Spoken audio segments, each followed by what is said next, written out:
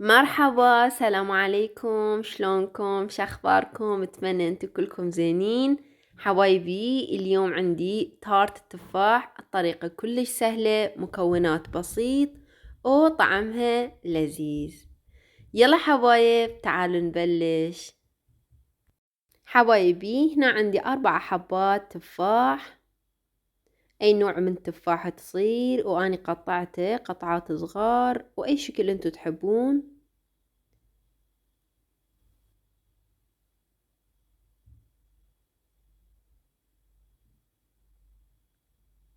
حبايب، هنا ضفت كوب شكر، ملعقتين قرفة، نص ملعقة شاي جوز هندي، وهنا خليت ملعقة شاي زبدة و4 حبات جوز. حبايبي، حشوة جاهز، بس لازم نخليها تبرد الحشوة.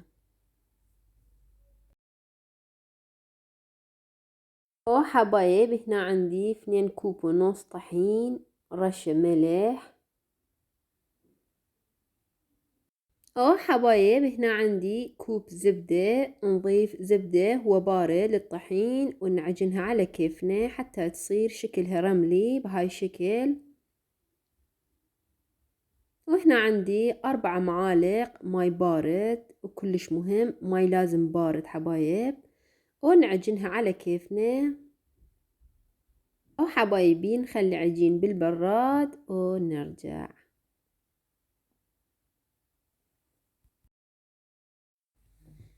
حبايبي، هنا نفرد العجين، تقريبا لازم ارتفاع العجين نص سنتيمتر.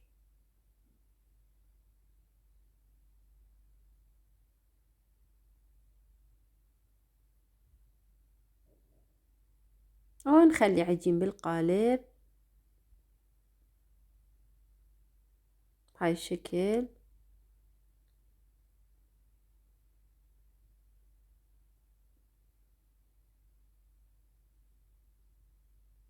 ونقص الزوايد.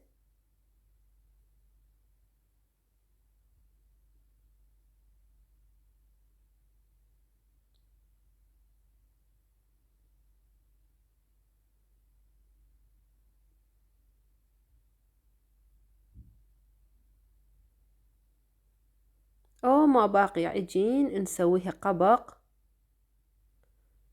ونفردها بهاي الشكل.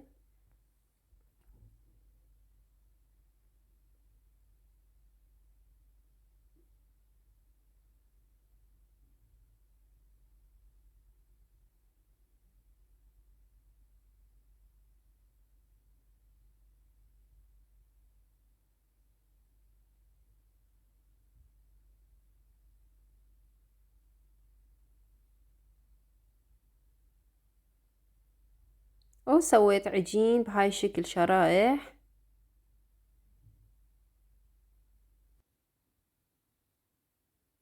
حبايبي، نضيف حشوة، وحشوة لازم بارد.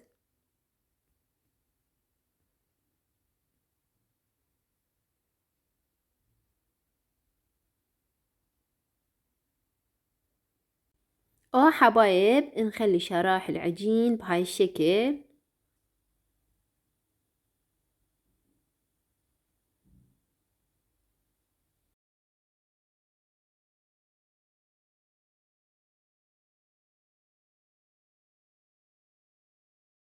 حبايبي، إذا حبيتوا فيديو، أول شي اشتركوا بالقناة، سووا لي لايك، هاي تساعد القناة، وفعلوا جرس حتى وقت أنا أنزل فيديو جديد انتوا تشوفوها، وكتبوا لي رأيكم بالتعليقات. شكرا لمشاهدتكم.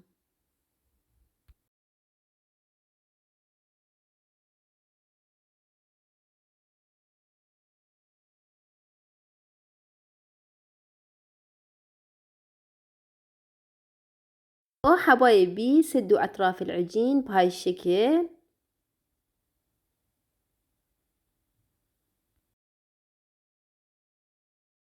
هنا خليت صفار حتى يعطيها لون ذهبي حلو، ونخليها بالفرن ونرجع. حبايبي إن شاء الله عجبكم وحبيتوا النتيجة. شكرا لمتابعتكم. يلا حبايب إن شاء الله أشوفكم بالفيديو جاي.